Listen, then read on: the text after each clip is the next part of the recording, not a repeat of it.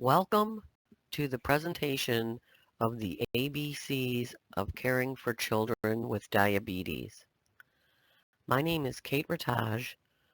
I'm a registered nurse and a diabetes educator at the Chicago Children's Diabetes Center at La Rabida Children's Hospital.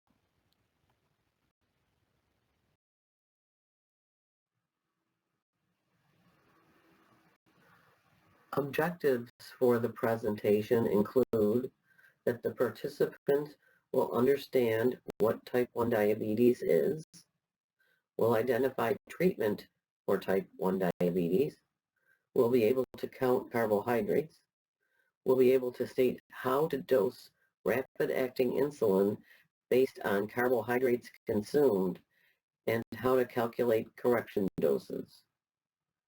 We'll understand the basal bolus principle of insulin delivery. We'll identify how to treat hypo and hyperglycemia. We'll identify symptoms of DKA. We'll identify how to contact the Diabetes Center and resources for support.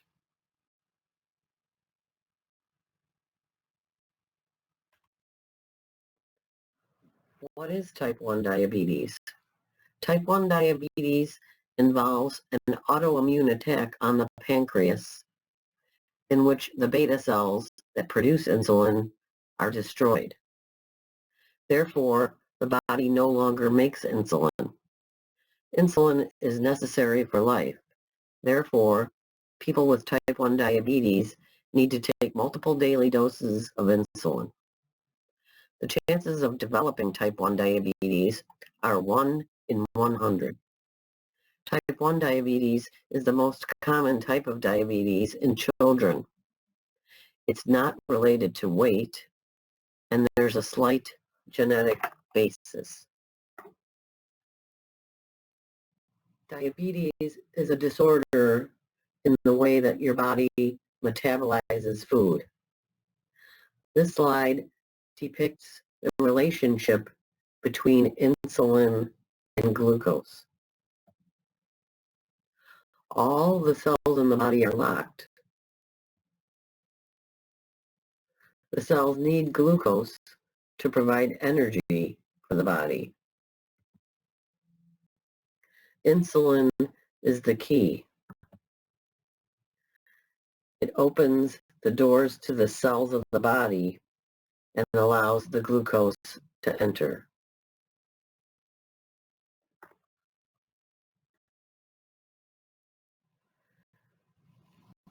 During normal metabolism, food or carbohydrates are eaten and then digested and enter the bloodstream as glucose.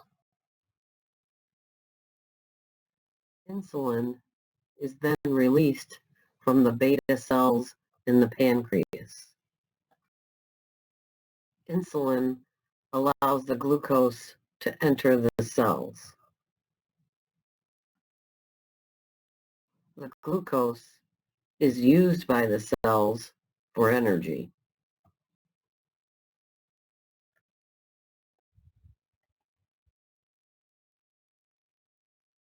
In type 1 diabetes, glucose enters the bloodstream from the liver, which is able to make, store, and release glucose in response to hormones.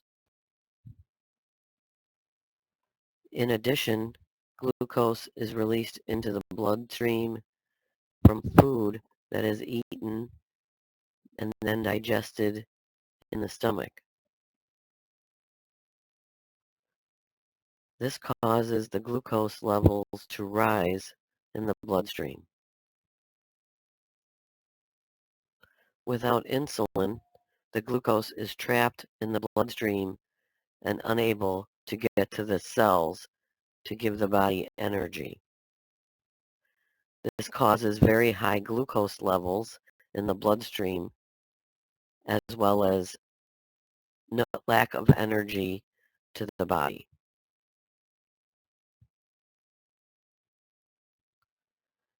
Replacing the insulin corrects the problem.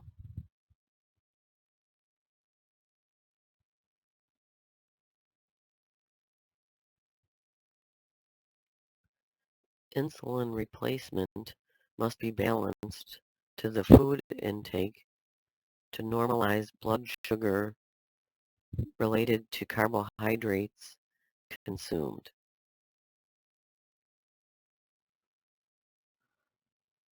Other factors, however, also can affect the blood sugar level, such as exercise, stress, alcohol, and illness. These factors can affect the release of glucose or the inhibition of the release of glucose from the liver.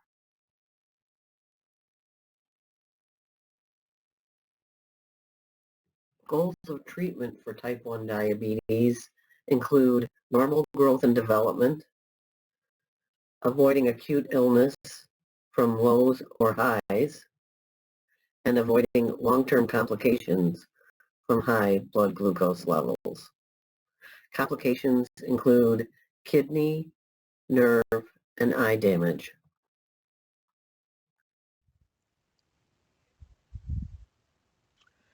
The hemoglobin A1C test measures the amount of sugar that attaches to the red blood cell. This test is done every 3 months because the red blood cell has a lifespan of 90 days. This test gives us an idea of the average blood sugar reading over a 3-month window. This test does not indicate specific highs and lows, so it's important to convey to your healthcare team actual blood glucose information. The goal by the ADA guidelines is an A1C of 7% or lower. 7% is equal to an average blood sugar of about 150, 8% an average of about 180, 9% an average of about 215, and 10% an average of about 250.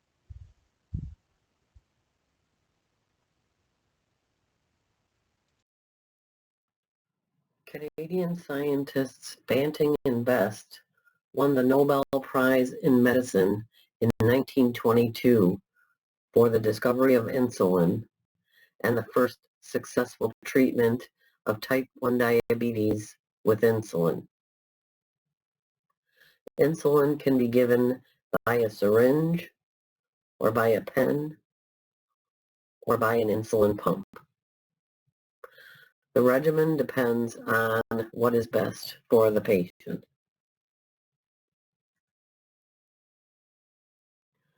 Discovery of insulin in 1922 was truly a miracle. This slide shows a patient with type 1 diabetes. As you can see, there's muscle wasting and the patient is very emaciated. This is the same patient after being treated with insulin by injection for 2 months. As you can see, the outcome is quite a miracle.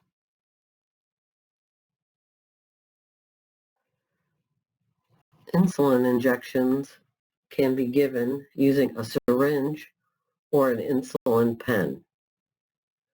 The two main types of insulin used in treating type 1 diabetes are rapid and a long-acting insulin. The insulin is clear. Unopened vials or pens should be stored in the refrigerator. You want to make sure the insulin does not freeze. Once opened, you can keep the insulin at room temperature, and if it's opened, the vial or the pen is good for 1 month. Unopened vials or pens kept in the refrigerator are good until the expiration date on the medication. Both insulin given by a syringe and by a pen can be dosed in half units or in whole unit increments. It's important that injection sites are rotated often.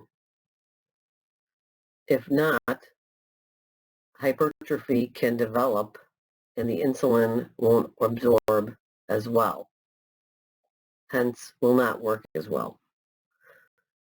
Different areas that you can give insulin injections are the back of the arms, the abdomen, avoiding the belly button by about an inch, the hips or the top of the buttocks area, the top of the thighs and the sides of the thighs, however, not in between or the backs of the legs.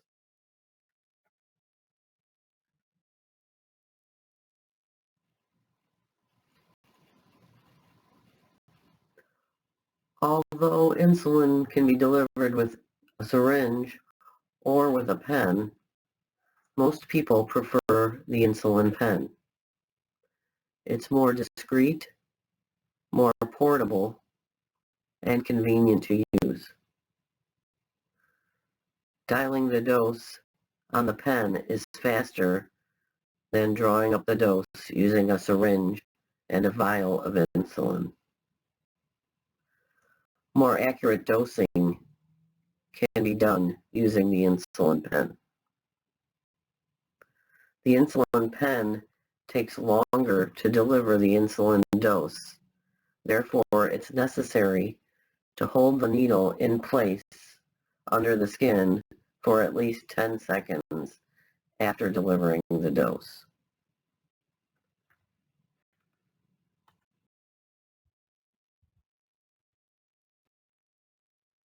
Rapid-acting insulins on the market today include Humalog, Novolog, Apidra, Aspart, Fiasp, and Lispro. Rapid-acting insulin is taken with meals and for correcting high blood glucose levels. The rapid-acting insulin starts to work 10 to 15 minutes after injection. The insulin works best within 30 to 90 minutes of injecting. It can last in your system up to 4 hours. It's important to eat within 15 minutes of taking the rapid-acting insulin injection.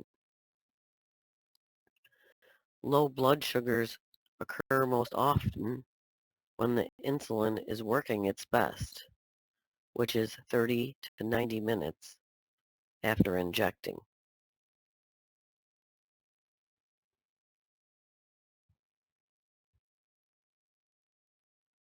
Long-acting insulins available include Lantus, Levemir, and Basaglar. This long-acting insulin provides a steady state level of insulin over a 24-hour period with no pronounced peak in its activity. It's given at the same time every day. It starts to work within 2 to 4 hours of injection. It works best particular time, even level throughout the 24-hour period. It lasts in the body for 20 to 24 hours. Another longer-acting insulin is Tresiba. Tresiba is also given at the same time every day, but can last for up to 42 hours.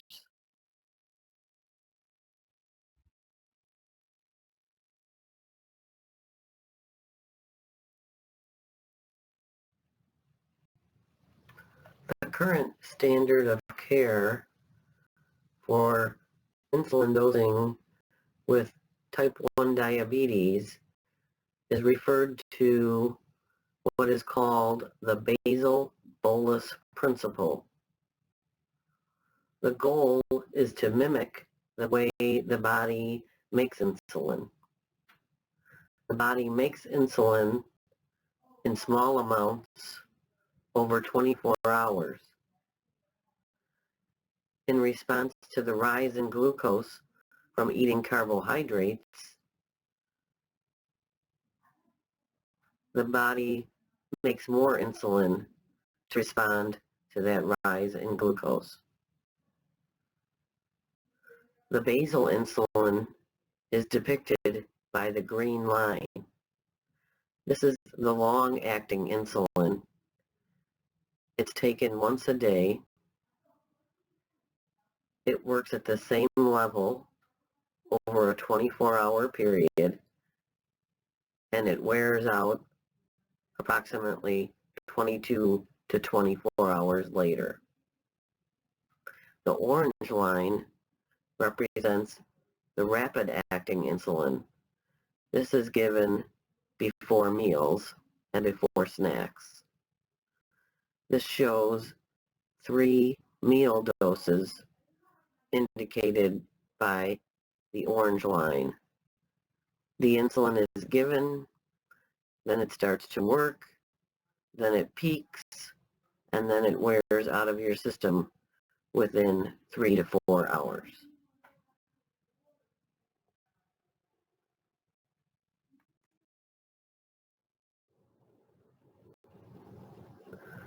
Bolus insulin refers to rapid-acting insulin. Bolus insulin is given based on 2 factors. The first factor involves the blood sugar level. Ideally, the blood sugar level before eating. If the blood sugar level is higher than the prescribed target level, insulin must be given in order to bring the blood sugar level down into the target range. There's an equation for calculating the correction dose for bringing the blood sugar into the target range. The equation involves recording your blood sugar, subtracting the target range, and then dividing by the correction factor. The blood sugar level varies. However, the target range and the correction factor are prescribed by your doctor.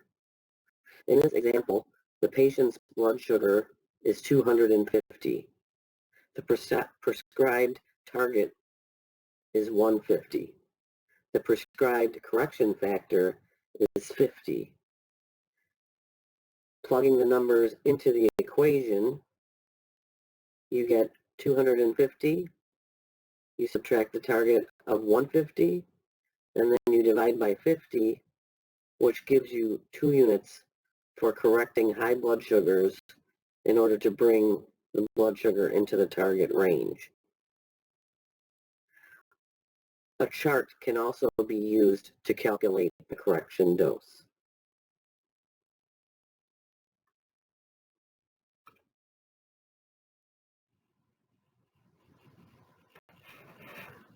The second factor in calculating the bolus dose is related to the food. We're trying to determine how much the blood glucose will rise from the food eaten. The healthcare provider will give an insulin to carb ratio to accommodate calculating insulin for food. For example, 1 unit per every 10 grams of carbohydrate. Therefore, if you eat 60 grams of carbohydrate, you divide the 60 by the ratio of 10, and you have 6 units for the food. So adding the 2 units previously calculated for the correction dose to the food dose equals a total of 8 units to be given prior to the meal.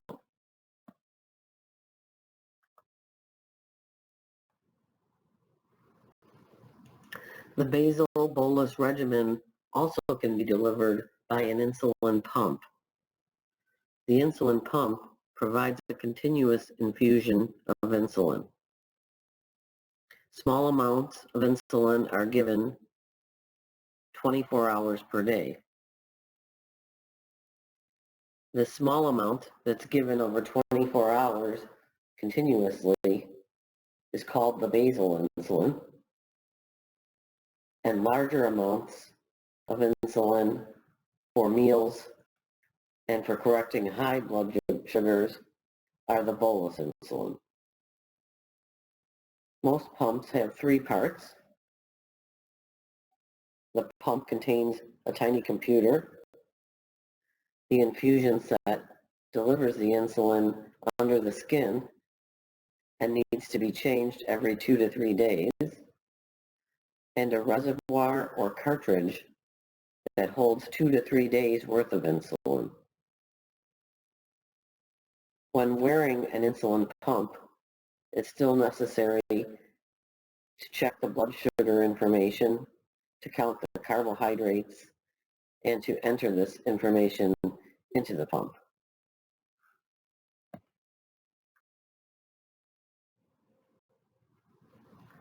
This is a picture of the first insulin pump.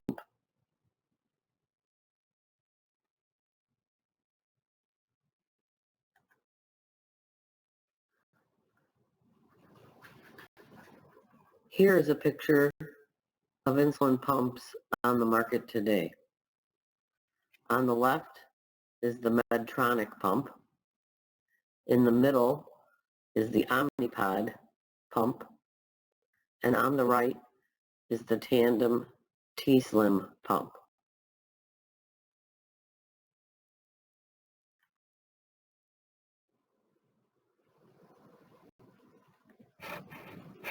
The next topic pertains to meal planning and carbohydrate counting. Food is made up of 3 major nutrients: fat, proteins, and carbohydrate. But only the carbohydrate turns to glucose when digested. The blood sugar rises when carbohydrate-containing foods are eaten. That is why we count carbohydrates. This diagram shows that food is broken down into subgroups: carbohydrate, protein, fat, and that the carbohydrates are further broken down to sugar and starch.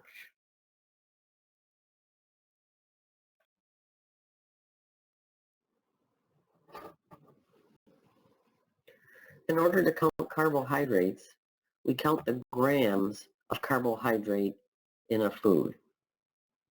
Then we add the total number of carbohydrates in each meal and snack. The healthcare provider will tell you how much insulin to give for the carbohydrates. This is called the insulin to carb ratio. The goal is to match the insulin to the carbohydrates. So first we have to know what foods contain carbohydrates.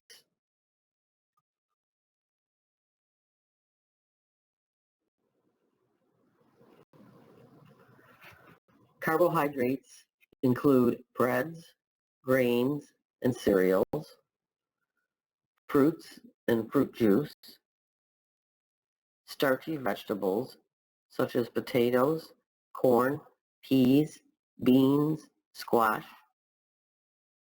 milk and yogurt, sweets and sugary foods.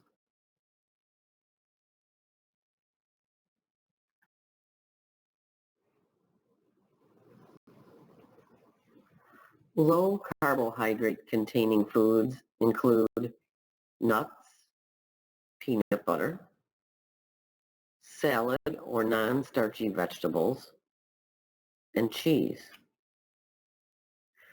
Foods that contain no carbohydrates include meat without breading, eggs, fats such as mayonnaise, butter, oil, and diet or sugar-free drinks.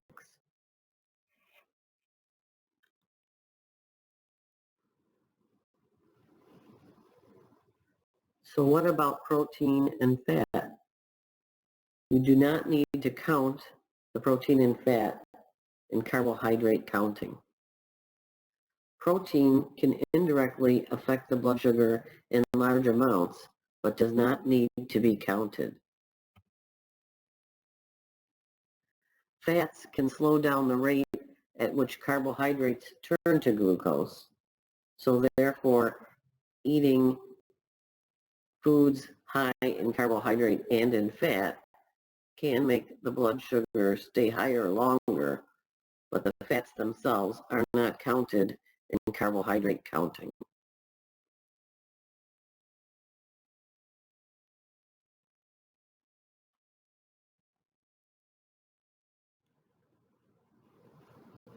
Here is a picture of a typical meal. We want to identify which foods in the meal contain carbohydrates. Potatoes count, they're starchy vegetables. Broccoli and carrots are non-starchy vegetables, so we don't have to count them. Meat is a protein, so we don't have to count that. An apple is fruit, and we count fruits as carbohydrates. Milk and yogurt also contain carbohydrate, so we count the milk.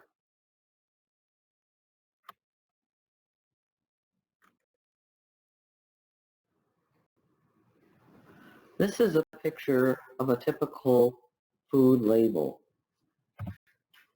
We're concerned with the serving size, which on this label is a half a cup.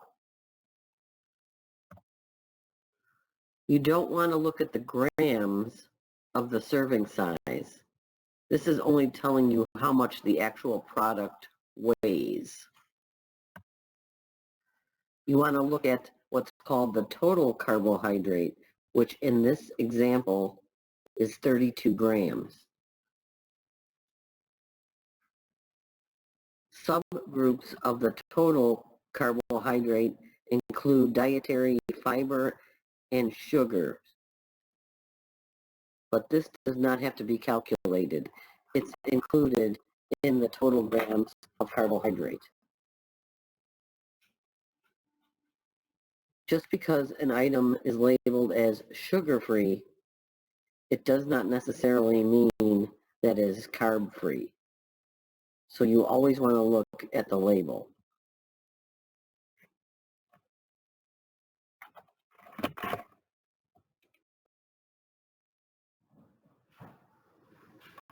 Ways to determine serving sizes include using measuring cups or using a food scale.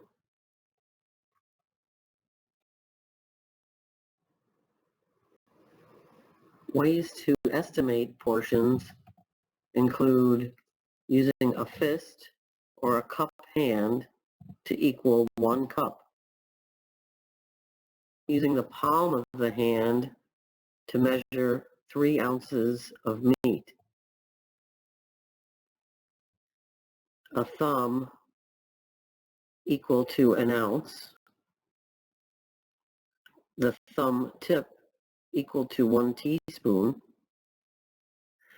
A handful 1 to 2 ounces of snack food. A tennis ball is equal to about a half a cup of fruits and vegetables.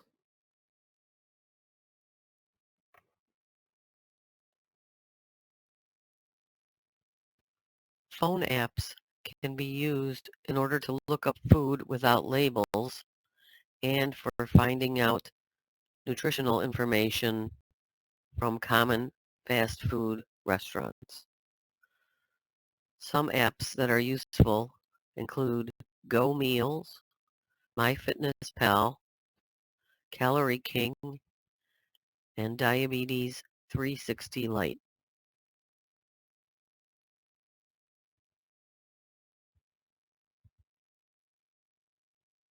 Determining the correct amount of rapid insulin to take depends on the amount of carbohydrate eaten, the insulin to carbohydrate ratio, and the blood sugar number prior to eating. Let's try an example. In this example, you check the blood sugar number before eating, and it is 215. You count the grams of carbohydrate in the meal that you're going to eat. One grilled chicken sandwich has 2 pieces of bread, which are 30 grams. 1 ounce of pretzels, you read the label, and it's 15 grams. 1 apple is 20 grams. 8 ounces of milk is 12 grams. You total the carbohydrates, and it equals 77 grams.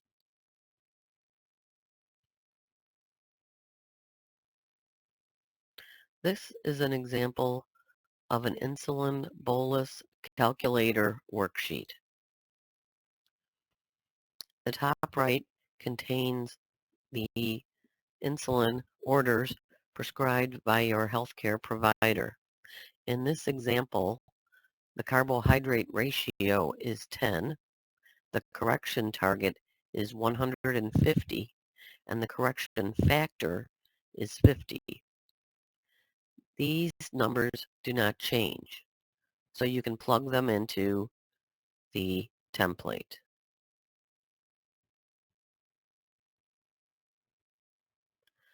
"77 grams of carbohydrate are what we calculated for the meal. Divided by the carbohydrate ratio, which is 10, equals 7.7 units for the carbohydrate bolus.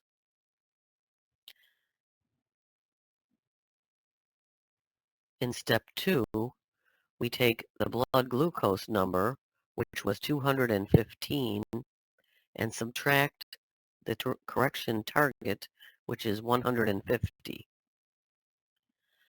This gives us 65. Then we divide that by the correction factor of 50. And the correction bolus is 1.3 units. In step 3, we calculate the carbohydrate bolus, which is 7.7, and add the correction bolus, which is 1.3. This gives us a total of 9 units. No rounding is needed because it's a whole number.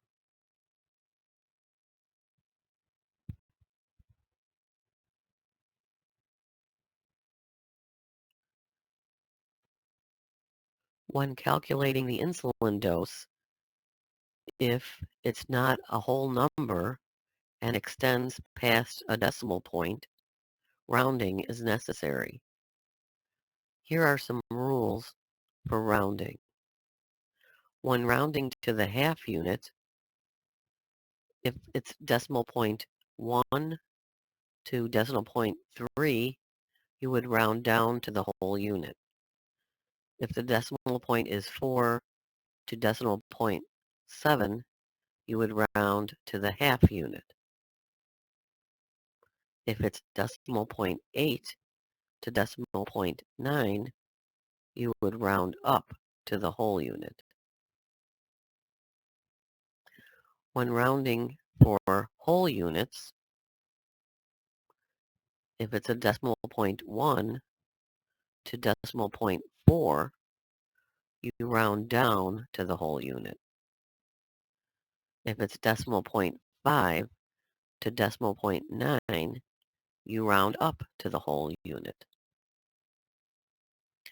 If your glucose value is less than your correction target, no correction bolus is necessary. Other times that you may not want to use a correction bolus would be if it's been less than 2 hours since your last correction bolus, or if you have had to treat a low glucose level within the past 2 hours.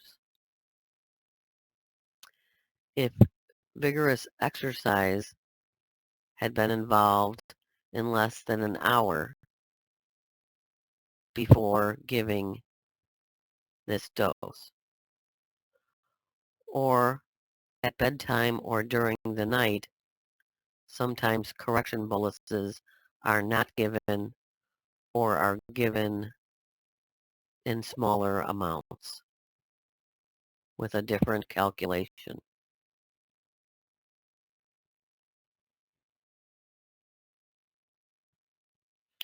This is an example of an insulin dosing worksheet. It's also referred to as a chart. On the top grid is for calculating the carbohydrate dose, and the bottom grid is for calculating the correction dose. In our example, we got 77 grams of carbs. So 77 is in between 70 and 80. So between 7 to 8 units for 77 grams of carbs. The glucose value was 215, which is between 201 and 250. Therefore, 2 units is given for the correction dose. Adding the 7 to the 2 units would give you 9 units for the dose. Using the previous insulin bolus calculator, which is also referred to as using the equation, is more accurate than using this insulin dosing worksheet.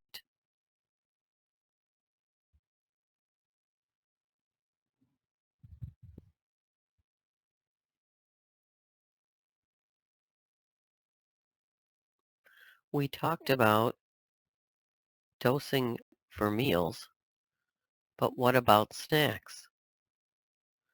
Ideally, insulin should be given whenever carbohydrates are eaten. But the general rule for snacks is that no insulin is needed when eating a non-carbohydrate containing food. In addition, no insulin is needed if it's a small number of carbohydrates eaten. For example, if the amount of carbohydrates eaten is less than the insulin to carbohydrate ratio. In this example, the insulin to carbohydrate ratio is 1 unit per 15 grams of carbohydrate. So if you eat a snack that's less than 15 grams of carbohydrate, no insulin is given. But if a snack is eaten that is 15 grams of carbohydrate or more, then insulin is needed. It's recommended that injections at meals and snacks be at least 2 hours apart.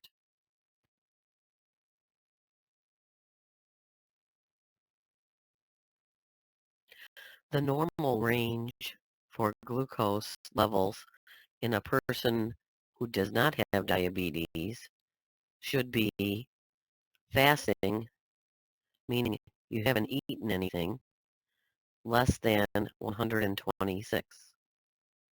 Non-fasting, meaning it's been 2 hours since you ate, the glucose level should be less than 200. The ranges for people with diabetes depends on other factors, especially age. In babies and toddlers, the main focus is to avoid low blood sugars, so the target range tends to be higher. And as the child grows, the target range becomes lower.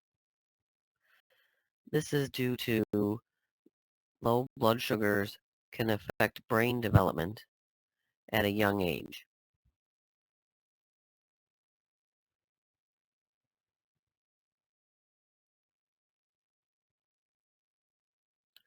When is it useful to check the blood glucose level? It's necessary to check before meals, at bedtime, sometimes overnight, and sometimes 2 hours after a meal to determine how the insulin dosing worked for that meal. It's good to test before exercise so that you can comfortably exercise without worrying about going low. You should test more frequently when ill, every 2 to 4 hours. You should test when somebody is not acting in their usual manner. For instance, if they appear more tired, irritable, anxious, shaky, sweating, or just out of their normal behavior. The preferred sites for glucose testing are the fingertips.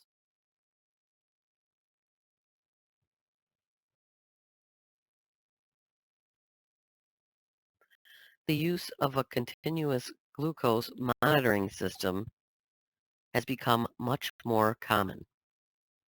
The continuous glucose monitor checks the glucose in the interstitial fluid and not in the blood. Therefore, it gives different information.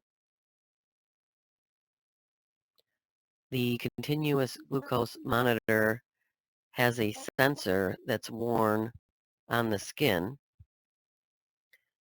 that has the sensor just under the skin. The original monitors required that the sensors were changed every 6 to 7 days.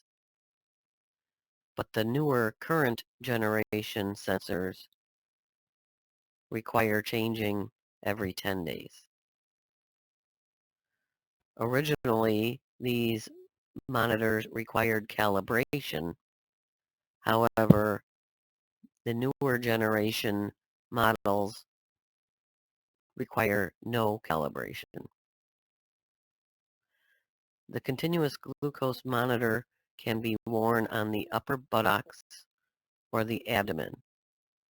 This is what the FDA has approved. Many patients are successful with wearing this device on the back of the arm as well. This continuous glucose monitor checks the glucose every 5 minutes, and it can show trends if the glucose is trending high or trending low. Therefore, you're often able to prevent extreme highs and lows. Alarms can be set to alert when the glucose is trending too high or too low. These monitors today are FDA approved so that you can use the information in order to calculate insulin dosing. These devices can send the information to a receiver, to an insulin pump, or to a smartphone.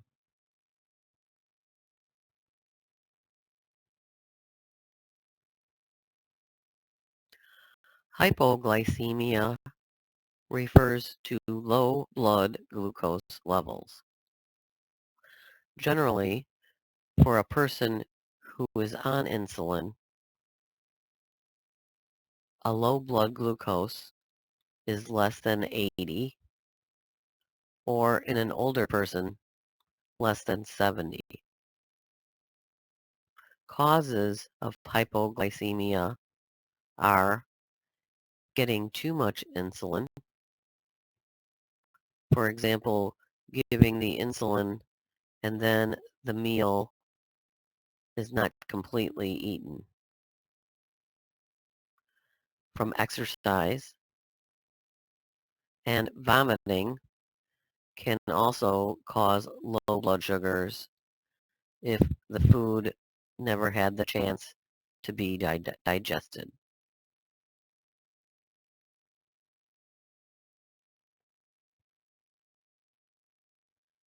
Symptoms of hypoglycemia include feeling shaky, sweaty, anxious, dizzy, hungry. You can feel like your heart is beating fast. It can impair your vision, make you weak, give you a headache, or irritability.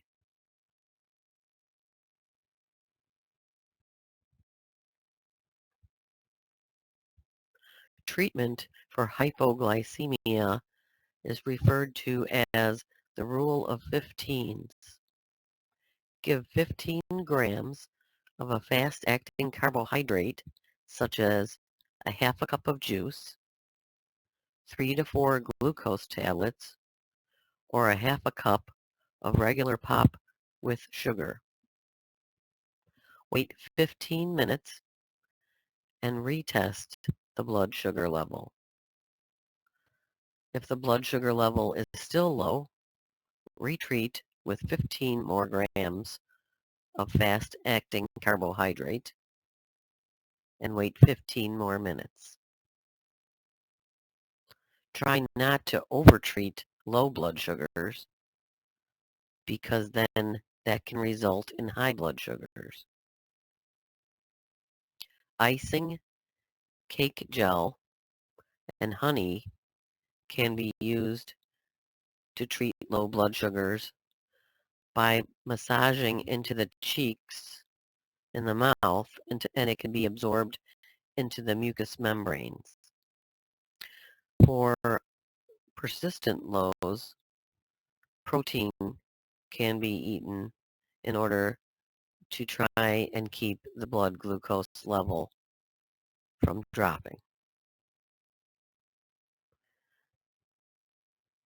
Glucagon can be given in the event of a severe low where the person is not able to eat or drink safely.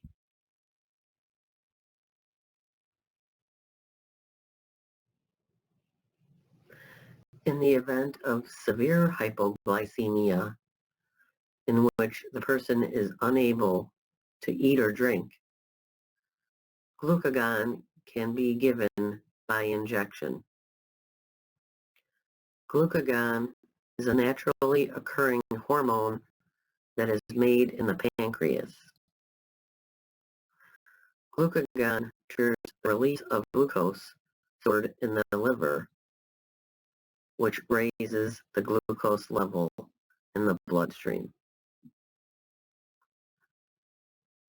The pictures for administration are found when opening the glucagon kit and are easy to follow. It's important to make sure that you have glucagon, that you know where it is, that it's not expired, and that you're familiar with how to use it in case of an emergency. It cannot harm someone from giving glucagon.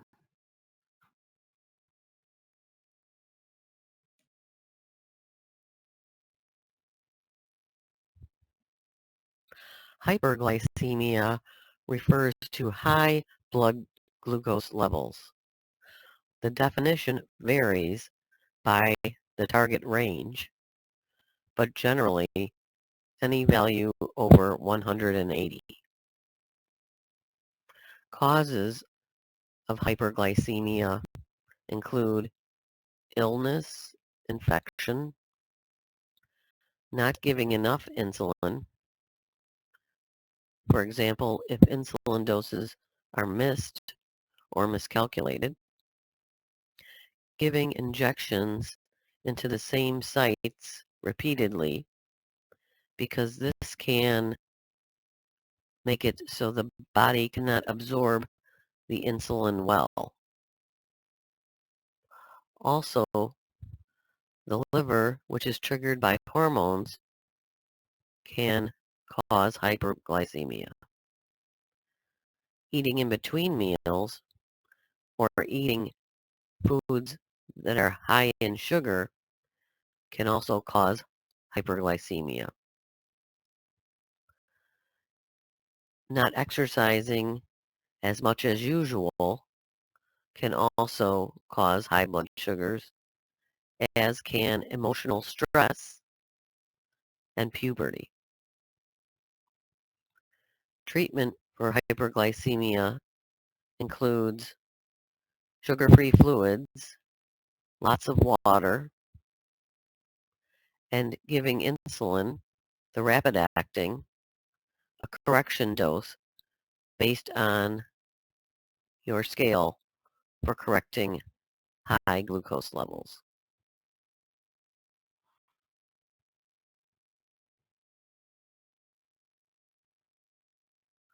Symptoms of hyperglycemia include extreme thirst, frequent urination, dry skin, hunger, blurry vision, drowsiness, and slow wound healing.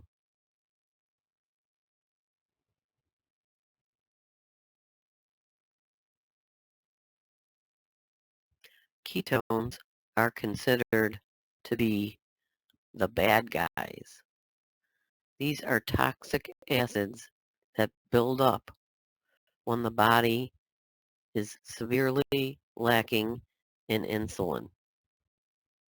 If ketones continue to build, this can lead to diabetic ketoacidosis, also known as DKA, a condition that can be life-threatening. You can test for ketones in the urine, or you can test for ketones in the blood. You should test for ketones anytime blood sugars are greater than 300, anytime there is vomiting or stomach pain, or when you're giving repeated doses of rapid-acting insulin, but the blood sugar level does not come down. Also, if you are not feeling well, or you're ill, or sick with a cough, cold, or infection, ketones should be tested.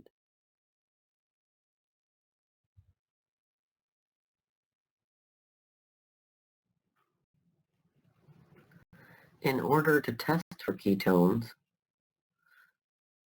you gather the supplies and get a urine specimen in a clean cup. Then dip the ketone test strip into the cup containing the urine. Wait 15 to 60 seconds depending on the instructions on the ketone test strip container. Then read the results and record them. If needed, call the diabetes team. Blood ketone testing can also be done, but requires a blood ketone meter, which many insurance companies do not cover.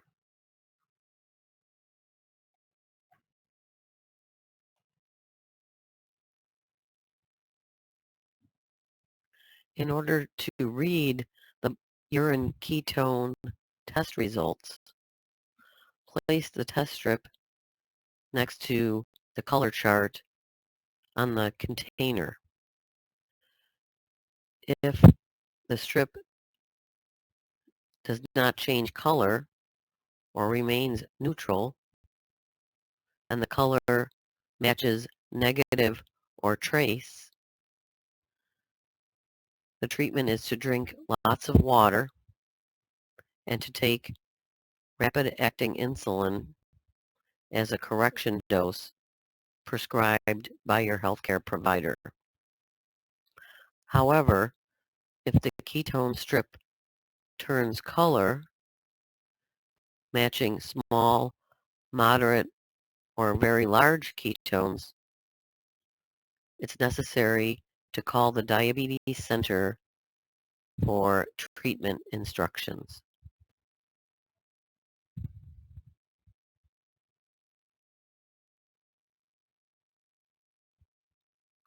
When kids with type 1 diabetes are ill, some precautions need to be taken.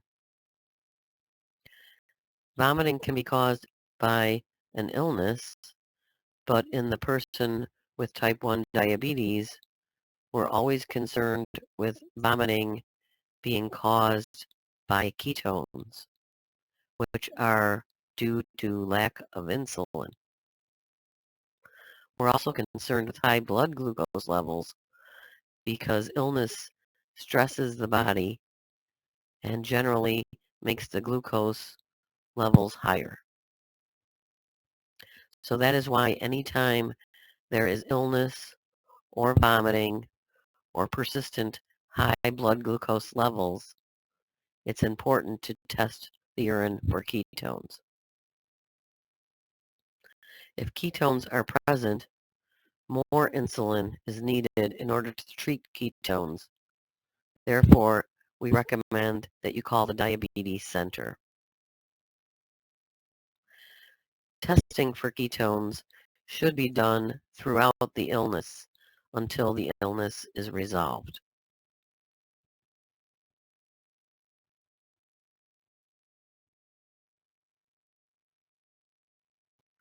During episodes of illness, it's important to always take prescribed insulin doses, even if the appetite is not what it usually is, and if you're not eating as much as usual. This is because illness stresses the body, which triggers the release of stress hormones, which trigger the release of glucose from the liver. So it's especially important to make sure you take the long-acting insulin because this suppresses the glucose from the liver.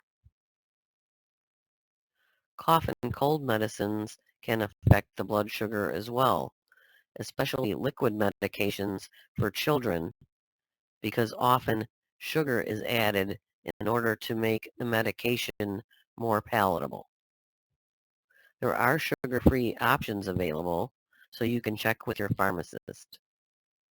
If a medication is necessary, you can try and find out the carbohydrate amount in the medication and accommodate that with insulin. However, during illness, you're going to be testing the blood sugar more often, as well as correcting high blood glucose levels every 3 to 4 hours.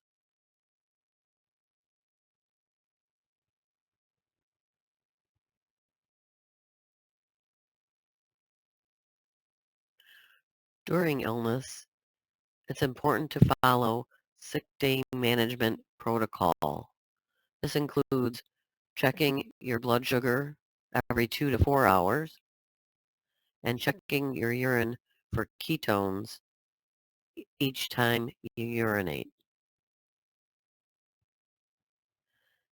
If the blood glucose level is high, extra rapid-acting insulin should be taken according to the correction dose prescribed by your healthcare provider. If you have ketones small or greater, it's important to contact the diabetes team or the doctor on call after hours for instructions for treatment.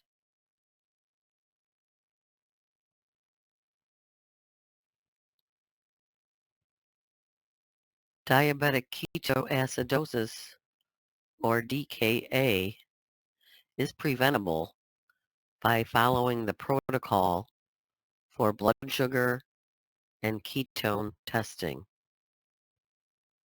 Symptoms of diabetic ketoacidosis include nausea, vomiting, and abdominal pain, labored breathing, fruity or acetone breath, moderate or large ketones, extreme weakness, mental sluggishness, slowness to respond, and eventually loss of consciousness or coma.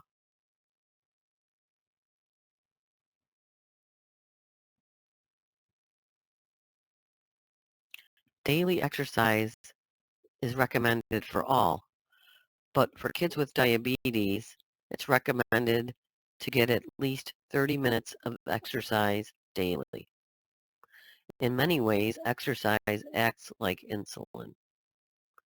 You may require less insulin with exercise for up to 12 hours afterwards. It's important to watch for hypoglycemia during exercise and be prepared to treat it. The only way to know how to adjust the insulin or food prior to exercise is to test the blood sugar before, during, and after the exercise in order to determine how that particular type of exercise and level of exercise affects the blood sugar level.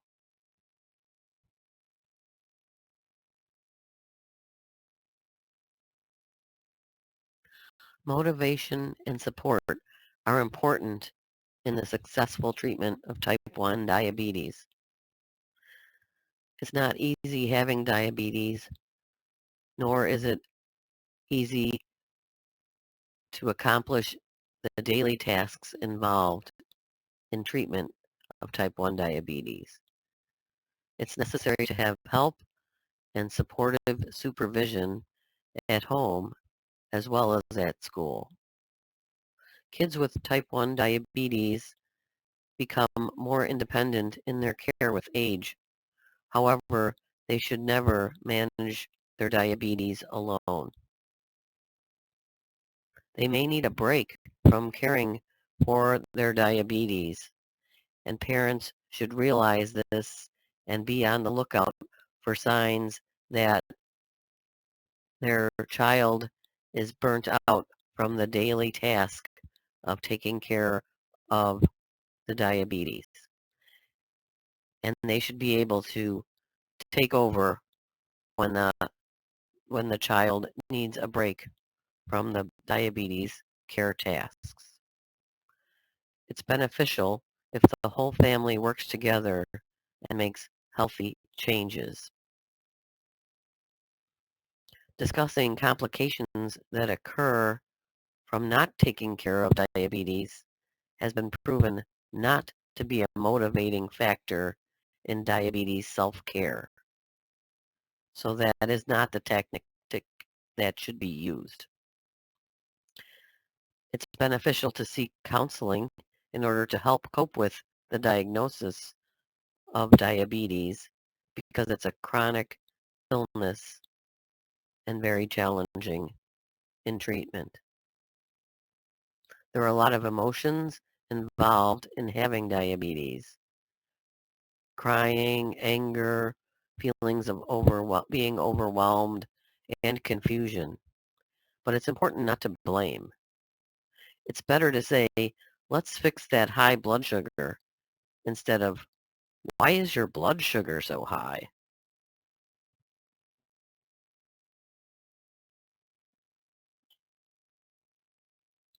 The focus in treatment of children with type 1 diabetes focuses on preventative care. Labs are done, which include thyroid, celiac disease, kidney function, and cholesterol screening. Dilated eye exams are done. The first eye exam should be done at 10 years of age or older, or if the person has had diabetes for 3 to 5 years. Then the dilated eye exam should be repeated yearly. Patients should see the dentist every 6 months for cleaning and checkups. The flu vaccine is recommended yearly.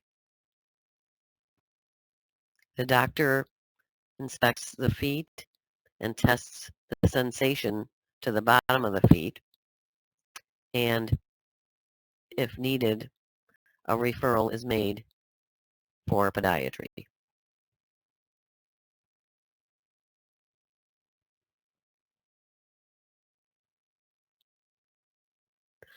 Teenagers with type 1 diabetes need approval from their healthcare provider before being able to obtain a driver's license. It's important to test the blood sugar before driving and make sure it's over 100 prior to driving.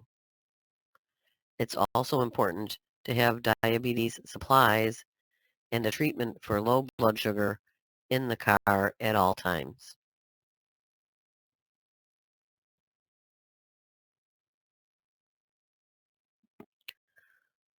Since kids spend the majority of their day in school, it's important to make sure that the school has a nurse or other trained personnel to administer diabetes care tasks in the school setting. Kids that are in the public school system by law are entitled to have administration of care for their medical needs delivered in the school setting. We complete medical orders and treatment guidelines for the school.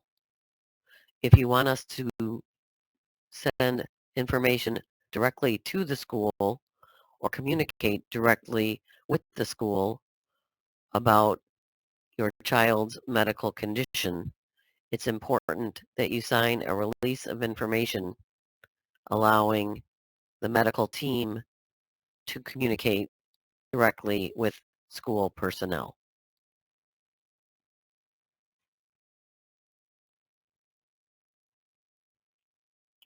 If you are planning on traveling by airplane, we recommend that you contact us by email at ccdc@larabida.org so that we can write a travel letter which allows you to carry your medical supplies and medications on board. We also recommend that children with diabetes have on them a medical alert identification of some sort. It can be a bracelet or a necklace or a shoe tag or some product that alerts others to their medical diagnosis in case of an emergency. There are many websites that offer a variety of different styles of products as well as different pricing.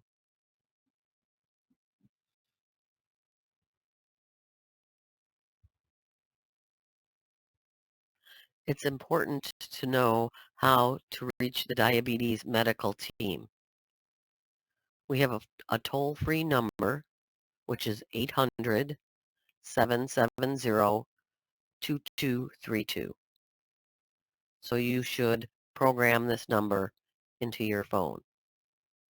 The number is toll-free, and once you call the number, you follow the instructions and press one of the following options. If it's non-urgent, press option 1 and leave a message. We will call you back the same day if we receive the call before 3:30. We will call you back the next business day if we receive the call after 3:30. If it's an emergency, press option 3. During the day, it goes to the administrative assistant who connects you with the nurse who is on call. If you press option 3 after hours or on the weekend, this sends your call to an answering service who will then page the doctor on call, and that doctor will call you back.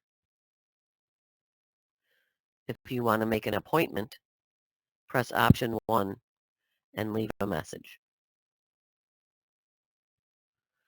For non-urgent issues, the best way to reach us is by email. You can email us at ccdc@larabida.org. This is the preferred method for non-urgent issues.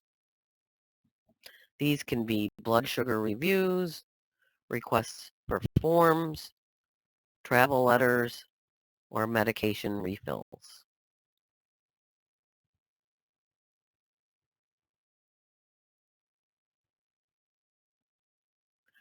There are many excellent resources for parents of children with diabetes. At La Rabida, we have pediatric diabetes experts, social workers, and psychologists. You can call us or email us. There are lots of websites that can be very helpful as well. These include the American Diabetes Association, the Juvenile Diabetes Research Foundation, and www.childrenwithdiabetes.com. We encourage our kids with diabetes to attend camps, which can help them to meet others that are going through many of the same challenges. There's also research being done by TrialNet and JDRF. Also, smartphones are getting more and more apps that can be helpful in tracking blood glucose patterns and in counting calories and carbohydrates, which can be important for managing diabetes. It's also important to give lots of praise, love, and hugs to kids with type 1 diabetes.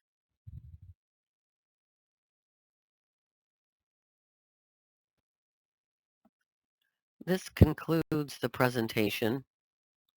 If you have any questions, please contact us by calling us at 800-770-2232 and press option 1, leaving a message, or email us at ccdc@larabida.org. Thank you for attending.